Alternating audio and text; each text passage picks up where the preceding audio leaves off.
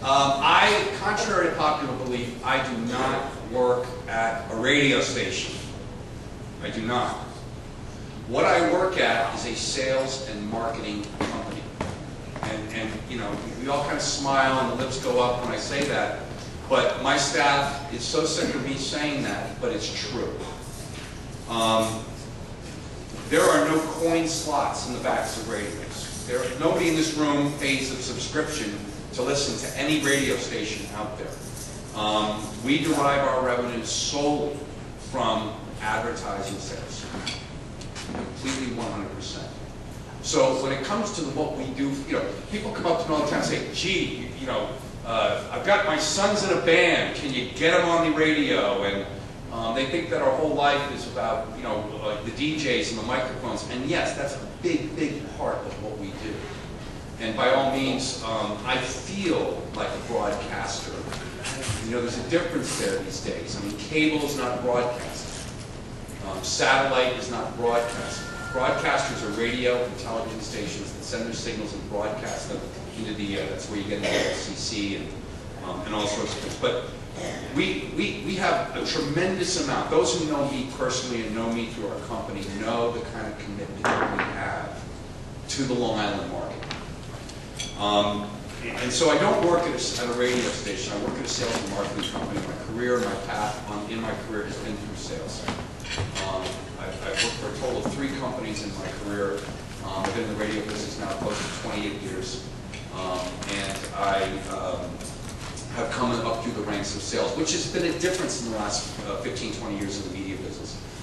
Programming really ruled things for many, many years. And as it became more and more of a business, we became more involved with really what amounts to be sales and marketing. In a lot of ways, I feel like our company is like an advertising agency or a media consultant that happens to own radio stations and other media properties. Talk about our company for a second. We are currently 5 radio stations. There used to be 6 up until about 2 or 3 weeks ago. Those stations are KJOY 98.3. We just recently are now simulcasting KJOY into Suffolk on what used to be WLBG 96.1. That's another one of our stations, Love 96. It was one of our smaller stations. We are now broadcasting KJOY on 98.3 in Nassau and 96.1 in Suffolk. We have B103, WBZO. It's an oldie station. KJOY is what you might call an adult contemporary station. Mostly Nassau and Western Suffolk for 98.3, Suffolk and 96.1 now. B103 is what used to be called an oldie station. People kind of cringe when I say oldies because it's got all these connotations in it. In fact, we've kind of gotten away from oldies because, you know, old people listen to oldies. But currently today, it's really our greatest hits radio station. Really music from the late 60s, mostly 70s, into the early 80s. And I could go off on a tangent a little bit about describing how we target music. There's an old saying in the business that you form your musical tastes, give or take, in your last years of formal education. So whether that was high school, tech school, grad school, college, post-grad, whatever it is. So, you know, pick 18 to 22 or somewhere in that bullseye range is when a lot of us began to formulate our musical taste. That doesn't mean it doesn't change. It doesn't mean that you don't like something new or, you know, you're into Lady Gaga.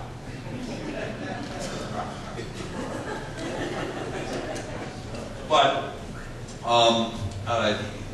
B10 and our game as a company is all about demographics. It's all about targetability of your message. You can select a radio station or a magazine or any media vehicle based on the type of audience that would be attracted to that media vehicle based on its content and programming. So, for example, on B103, somebody who was 20 years old in 1975, okay, is now 55 years old. I believe the math correct. And you can play that game all day long. Think of everybody. Think of yourselves. Think about when you were 20 years old. Think of that era of music. You know, it's a rule of thumb. It's not a guideline. But B103 is our greatest hits radio station. Average age is probably about 46, 47 years old. And we've changed that station. It used to be more 60s. 10 years ago, it was really 50s and 60s. Now it's 60s, late 60s, 70s, and 80s. And in 10 years from now, it might be 70s, 80s, and 90s. At some point, I'm sure the Rolling Stones and the Beatles and all these other bands, which the Rory was starting to become, will be on the 50-plus formats and radio stations. And more as we listen to top 40, those of us who are older, less and less we recognize the music. I just want to take a quick second. Everybody give a round of applause to Steve Carl in the back of the room. That's the guy. People talk about Ohika, people talk about Crest Hollow, Beth Page and Carlisle's where it's at. Steve, thanks very much for everything. Really is. Best caterer on Long Island, best events guy. Really good. He also has the best shirts of any guy out there. He really does. And he still after me for those 2 forks. Awesome one time ago. So KJoy 98.3, 96.1, B103.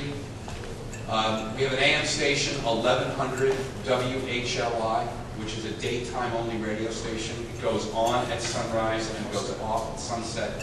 It is probably, and I'm being a little bit brag on this, probably the most successful AM radio, daytime AM radio station in the country. Bills over $1 million a year. It's a terrific radio station that right now its format is the biggest hits from the biggest stars. 1100 AM. It's a really fun, good format that everybody can listen to. Also, we have 94.3 WMJC.